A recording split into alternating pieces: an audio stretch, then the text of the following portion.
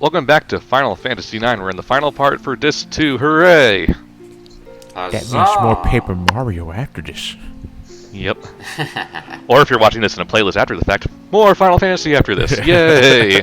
You'd be surprised how many people just straight up don't listen. They're like, what happened to Paper Mario? We explained what happened to Paper Mario. Pay goddamn attention.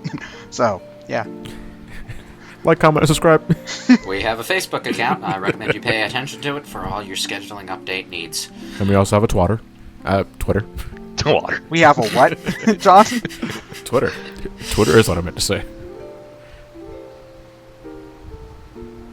So now we're finding out more about Garnet, how she got there, but essentially during the attack on the summoning tribe, the Garnet and her mother sailed off on a small wooden boat, exactly like the one they were on with Zidane. Was there and any across reason? the stormy seas, they sort of drifted. Oh, there you go. And we get a better view of the Eidolon Wall. That's a Tomos up there. Fenrir. Fenrir right there. I think that's Phoenix on the bottom left.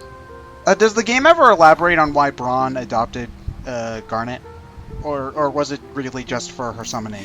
Oh, yeah, it does elaborate, okay? The, Garnet as an infant, Garnet looked pretty much identical to her natural-born daughter, who died of an illness. So they adopted Garnet, but there was the matter of the horn. They removed the horn because obviously that would have given away that Garnet wasn't their blood daughter. Obviously, you don't want the line of succession to end. Well, you don't want it to end in everyone else's eyes. You want to have, a legitimate heir. Okay. Alright, so it wasn't just like power-hungry kind of shit. No. At that they had no idea about the Eidolons until later. Okay. What a happy coinkydink for them. Yeah. Now, I'm assuming that the reason Garland decided to wipe out the summoners was not only because they were powerful, but because they were situated so goddamn close to his tree. Get away from my tree. Yeah, it's kind of My tree. Kind of a smart move, getting rid of these super powerful mages who live right next door to your doomsday weapon. Yeah, that's a bit of a security breach there. And so are all of the summoners dead, or just most of them? Well, other than Ico. All of them except Garnet and Ico. Well, then who was taking care of Ico this whole goddamn time? The Muggles. Her grandpa. She said her grandpa until a year ago when he died. Yeah, but the grandpa was a Muggle. Wait, so does that mean that Ico's parents survived this whole thing? Because Yeah. Okay. And then they died. She too. elaborated that there were a few survivors. Okay. All right. Oh, Amarant. I like how Amarant is, just playing directly into the trope of, that thick-headed warrior who just doesn't get the idea of compassion or mercy or anything. Might as well be Data. You mean Data? Yeah. Tomato. I'm pretty sure, I don't watch much Star Trek, but I'm pretty sure on the show they call him Data, I thought. Whatever. I love how he's been in like 5 scenes before this, and they haven't called him by name so that you can name him whatever the hell you want. Nah, Amarant isn't even his name, it's just his title. They call him the Flaming Amarant. Oh, okay. Now, I like, now, if you name this guy anything you want, he can be the Flaming Anything. So you can call him the Flaming Cherry Bomb. The flaming asshole. Flaming Cheesecake. The Flaming Water? That doesn't even make any sense. The flaming ice cube. No, the Flaming Snowball. Oh, you're high. Okay, so what happens to your fifth party member? They're just not in the battle. Okay, when do you get an opportunity to switch? After this disc. After this disc? Okay, so you just don't use someone until... Yeah. Unlike Final Fantasy VII and Final Fantasy VIII, Final Fantasy IX does not have a party switching mechanic in the main menu. You have to, change your party at a specific spot, talking to a specific person. Oh, so it's like how it worked in Final Fantasy VI on the airship, then? Yeah, more or less. Okay.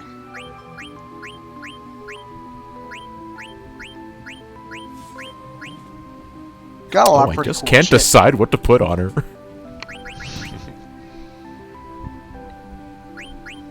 Amarant, on the other hand, yeah. Boots. Is Claws. Amarant a good party member, or do you guys not? Use I like him better than Steiner. What about Freya? You could really, as far as physical attackers go, you could really go with any of the three, just depending on your play style. Okay. I personally just go with Amarant because I like his throw ability. Yeah, Amarant, much like ninjas in general in this game, has really good damage output. Although he can throw regular weapons and stuff, there are specific items that you can buy that exist only to be thrown. So Wait, hold on. Don't waste your actual equipment. Oh, so you can. Okay, so like in other Final Fantasy games, the stuff you throw you don't get back. So you can like throw like real weapons that you've been holding on to. Like, Yeah. okay. Yeah. Ooh, Excalibur 2. Do I throw it? Because I do remember in it's Final Fantasy IV, there are specific weapons that you can that are designed to be thrown for massive damage. Like I think the best one to throw was the Yang's wife's kitchen knife. I think it was. The frying pan. Oh, the frying pan. No. The frying pan is what used to wake him up. Yeah, It's the it was a kitchen knife. Yeah, and In the does Super max- Nintendo version, it was a spoon. I like that one better. You just clonk someone with a spoon and it does max And it does max damage. Zeromas hates spoons. Well, you'll want to use throw with throwing items specifically, exploda, pinwheel, that sort of thing. Final Fantasy VII was the same. The throw materia could be used with specific items that you would throw. Although, now that I think about it, I don't think Final Fantasy VII had items that were specifically for throwing. I think they I didn't just have stocked up. shurikens? No, because shurikens were Yuffie's weapon. I think I just stockpiled them and threw them. Oh, hi, Kuja. Oh right, we have a villain in this story. Okay, so I think he thinks he's talking about taking off his mask. So I think he's in the wrong RPG franchise for a moment. No, he says the thing. He removes his mask and it's the same face. The villain of this game the entire time was the villain of this game. But I Beneath thought his mask is Kuja, bastard. But I thought Kuja was such an upstanding guy. Okay, time to end this too. So are we gonna They give- fight him or fight Kuja? Nope. Nope. Okay. Is it gonna be No. a cutscene thing where he kicks our ass and then we leave? We got a bit of a gauntlet here. Oh, okay. Yeah, gotta go through some fights. At the very least, you get to listen to Kuja's awesome theme. Does it play through battles? With random encounters. Yeah. This version of Kuja's theme doesn't play all that often. It plays during this segment, I think when he's flying away at the end of Disc 1, and it plays in his palace, his desert palace. He has a goddamn desert palace? Yep. Yeah. That's gonna be one of the locations we go to in Disc 3. One of the more annoying locations in the entire fucking game. Yeah. But stuff is about to go foobar. So Don, how do we get up there? Well, what else do you do when you have a tree in your way? Burn it down? There you go. Vivi? You do realize that this tree probably provides immeasurable amounts of oxygen to the ecosystem, right? No. It is Burn an it. enemy. We must burn it. Save the life tree, rainforest. I mean, whatever. It's like this game's tree of might. What is it with anime and hating trees?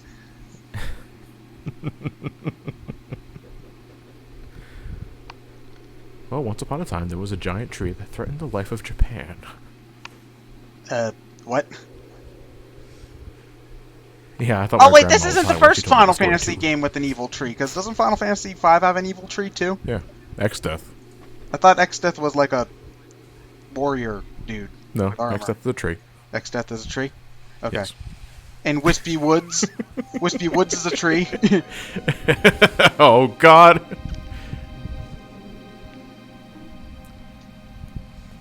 He is from Oh, a Shimigami. God. He is a Shimigami Tensei villain. talking about the weak and being subjugated by the strong and whatnot. See, I knew it. He is throwing monologues when no one is paying attention to him. That's Kuja, all right. He loves the sound of his own voice. I'm halfway convinced that every villain who ever spouts that tired old, monologue about the weak and the strong and Darwinism or whatever is just like, just saying it so that they sound smart. To convince themselves. Yeah, like, basically. I read Darwin's books. I am totally intelligent. Did you read Darwin's books? No. Yeah. Oh. Well, I read them better than you.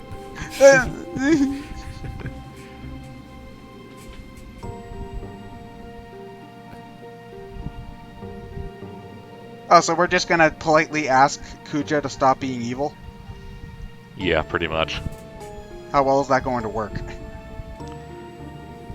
About as well as you think. Well, he seems like a stand-up guy. It could not go completely horribly, right?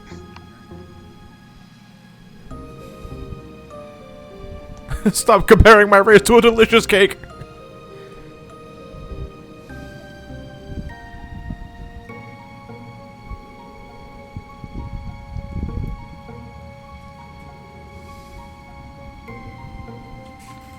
It's so much monologuing.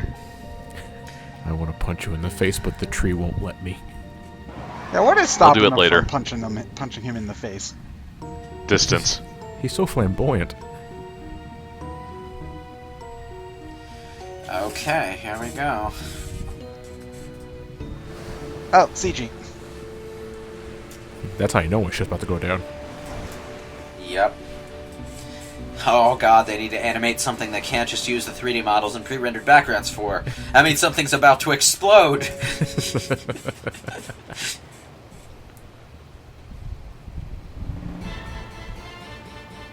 So wait, is Vaughn... not Vaughn. Why'd I call it Vaughn? Is Kuja betraying Brahne at this point of the game? Yep. No, Braun's betraying Kuja. Oh, she's betraying Kuja. Why? Because she knows Kuja is the one supplying everything. Supplying... But... The means to make the black mages and stuff. She wants all the power for herself. Oh, she okay. wants control. She wants control over all the resources. Oh, okay. Pretty much the corruption has reached a boiling point. Yeah. Okay. Mind you, Kuja was going to betray her eventually anyway, so it doesn't matter too much. This is all part of the plan. This is why you can't ever have villains team up with other villains, because then they just there's like endless waves of backstabbing and you just nothing ever gets done. And so you know what? You say that and you're right, because the only time I can think where that ever works for the benefit of both people is Death and Dracula in Castlevania. Well, they're bros, so you know. Yeah. Like there are a handful of exceptions, like when you've got the sub villain who's like one of his main traits is being exceedingly loyal, like one of the first Starscream. Yeah, that Starscream fellow. Yeah. One of the first examples that actually comes to my mind is from the Spectacular Spider-Man cartoon. Electro always has a really big respect for Dr. Octopus, and he doesn't ever like betray him whenever they do Sinister Six stuff or whatever. But yeah, a lot of the time when two villains team up, it's always like a matter of which one's going to betray the other first and whatnot. Oh, in Aiko's trance, her wings grow larger. Oh, really? Weird. Yeah, Oh, cool. they grow like 3 times the size. Guess they are part of her. Oh, yeah, they do. Well, they're not. They are wing ornaments. I don't understand why they would grow with her, but whatever. Final Fantasy. It looks cool.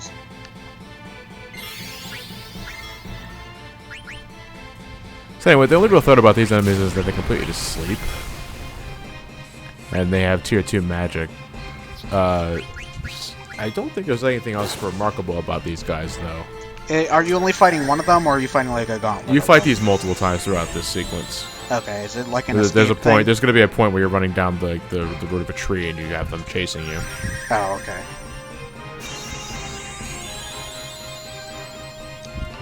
Please tell me you're cutting past every other fight with these guys. If it's required, then no. Ah. Oh, that means no. Well, they practically are sub-bosses. Yeah, mistons. That's what they're called. But we got rid of the mist, John. Yeah, mistodons. Got rid of the mist generator. All the And the stuff that's already made. second it end goes, Trans VV kills him off. Thanks. Ain't that always the way? Amarant has learned to eat man. He's a man-eater. Man-Eater is Oh, fairly here he useless in this comes. game because...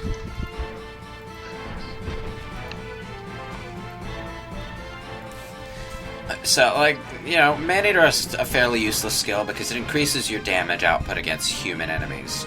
I'm not even sure if that counts against Kuja, but, but you don't really fight that many human enemies in this game. Certainly not as many as in 8 or 7. Well, you do have like the Alexandrian guards and stuff, but that's like that was like Yeah, but Alexandria at this guards. point in the game, you're not going to be fighting the Alexandrian guards anymore. yeah. I don't know. I think it only looks for humanoid, not specifically human. So would Yeah, it's goblins humanoid count? because the... possibly. I know the black mages count.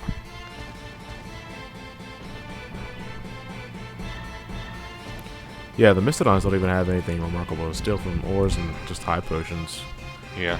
They can drop Pyridots. I do like this kind of characterization of Dagger though. Here, Garnet, whatever we want to call her, because like even though her mom's terrible, she's still her mom, and so it's not like a logical thing. So I do like that because this kind of family shit is complicated, and they're portraying it reasonably nuanced here. Yeah. Now this part of the story is kind of tragic because at the end you find out you've been wasting your time. Because the Eidolon that Garnet is hoping to unleash to help her mother turns out to be Leviathan. Oh. Talk about shit timing. So yeah. please, great Eidolon, help me win this war. And it's Try- Crusader. Oh fuck, that's gonna hurt me too. Try to be really, really selective about where your tidal wave goes, please. Yeah.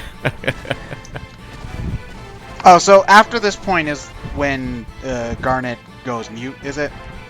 No, that's No? later. That's later? Okay. Well, Alright. this is part of this definitely helps because this is where things go really foobar. Garnet goes through a lot of shit in this game. Everyone goes through a lot of Everybody shit in goes this through a game. lot Except Not Kina. Kina. Yeah. Or really, Well- for that matter, Amarant too. He's kind of just there. To some extent, Final Fantasy IX has the same sort of dynamic going on, where it could be argued that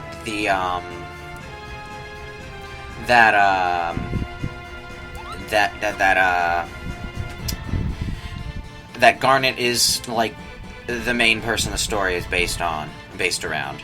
At the same time, Zidane is much more important to the plot in his own way than Tidus and Vaughn were. It's no, there is definitely merit in sort of the Watson Ishmael kind of storytelling method, where your viewpoint character isn't necessarily the most involved in the plot, because Yeah. I'm not gonna deny the merit in that kind of storytelling, because it does provide you with a number of different kind of chances that a more traditional kind of role would, but you have to make the character feel relevant in some way in order for it Yeah. to work. The character should be more than just a character that the audience can relate to. They should also have relevance. Yeah. Well, Zidane isn't exactly that kind of protagonist. He just sort of flirts No, with being that's more protagonist more a little Tidus bit. than Zidane. Yeah, like I say, Zidane is still important to the plot in his own way, and there are plenty of times where the story moves away from Garnet and focuses on what's going on with Zidane. Yeah, but just because at the same time, just because it's a character that you're meant to relate to does not mean they are the main protagonists. You know. For what? I think that's something that I think people got confused with 10. Well, yeah, and in Ten's case, you know, he just served a good narrative purpose. I'm not gonna defend his voice acting. His voice acting is pretty bad. But I think he's, I think he's okay as a character. Vaughn in Final Fantasy XII was a complete waste of space, though. Vaughn has all the hallmarks of a character who exists because they didn't think their actual main character worked as a main character for marketing purposes, you know?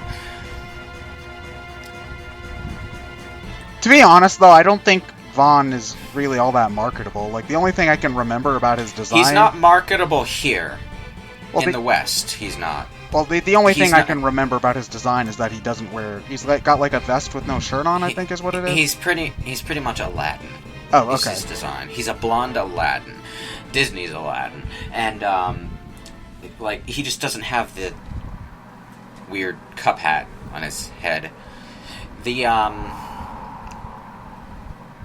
Oh yeah, I forgot. Leviathan has wings in this. Ooh, he has wings. Is this Neo Bahamut?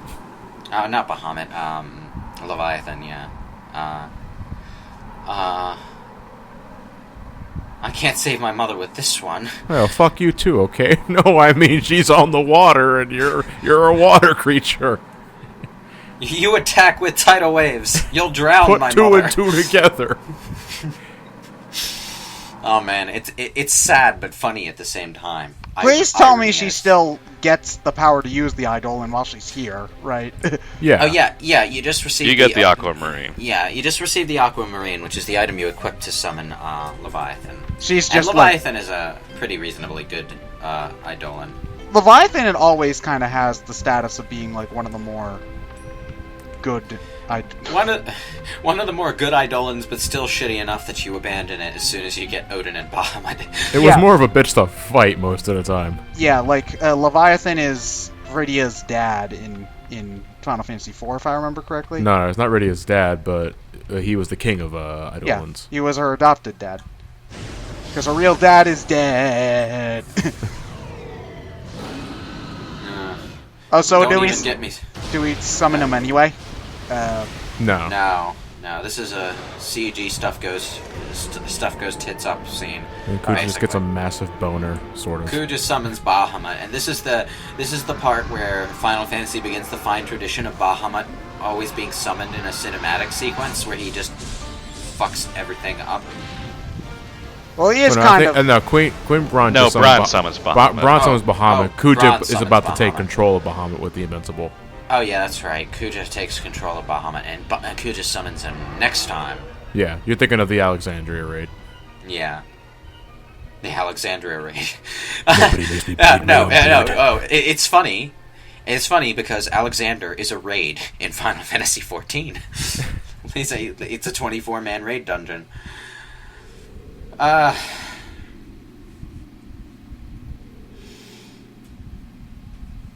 So much CG. Well, it is the end of a disc. Yeah.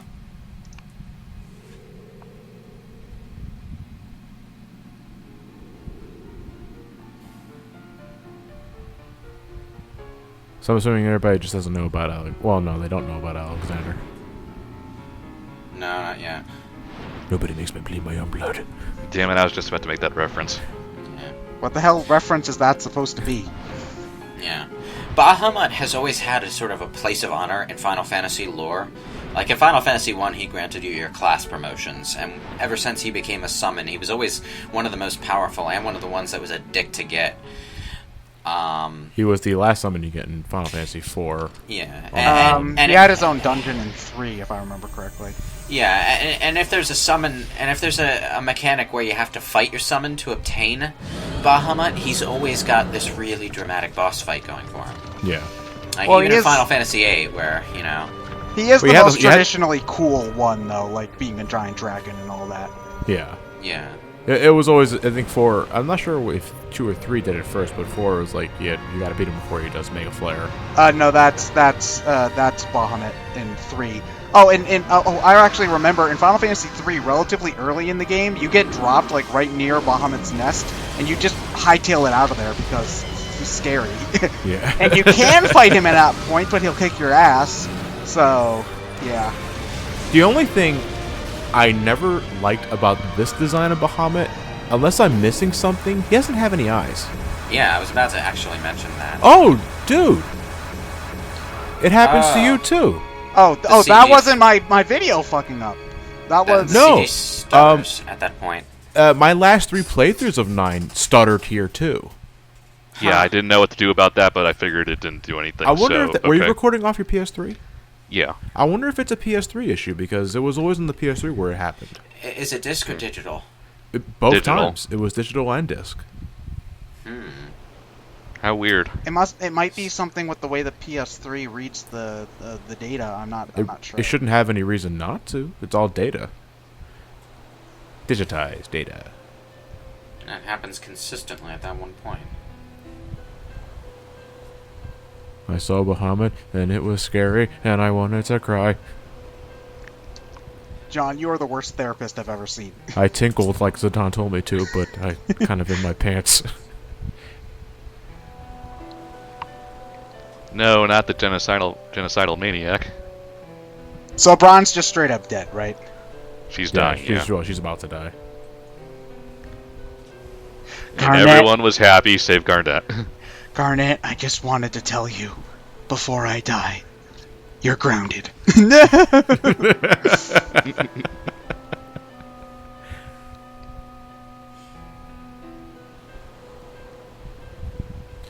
Well, despite that, I mean, before this whole power crusade, she was still her mom for like 15 years of her life. So You don't get to Still- choose. You don't get to choose your parents. no. So- And I think it was only until recently where Brahne really started acting this way. So Garnet takes it really hard. Yeah, She's got a lot of memories. it's Yeah. just hard for the player and to feel bad because they only know Garnet as an asshole. So, Well, Brahne. No, well, sorry, Well, you're a dick, and your mother's Huh. worse. Ruby bursts in and asks what the fuck you're doing.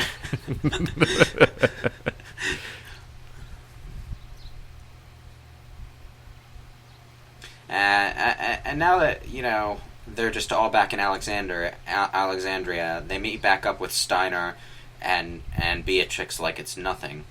well, what were they doing this entire time? Watching the castle. Really? Most likely, yeah. Is that's just it? Well, they would Probably. have gotten to a safe place and then they would have stayed somewhere nearby. Waiting for something to happen or waiting for the others to come back. The people are quite fond of her, as you can see, which is why no one attended her funeral. Well, that's because people would have attended her funeral had she still been alive and she had forced them to attend. Always go to other people's funerals. That means they'll show up to yours. Wait, what are you referencing there? Yogi Bear, who died today. Oh. Now I feel sad. Fitting music. By the then. way, he said Yogi Berra, not Yogi Bear. The animation lives on.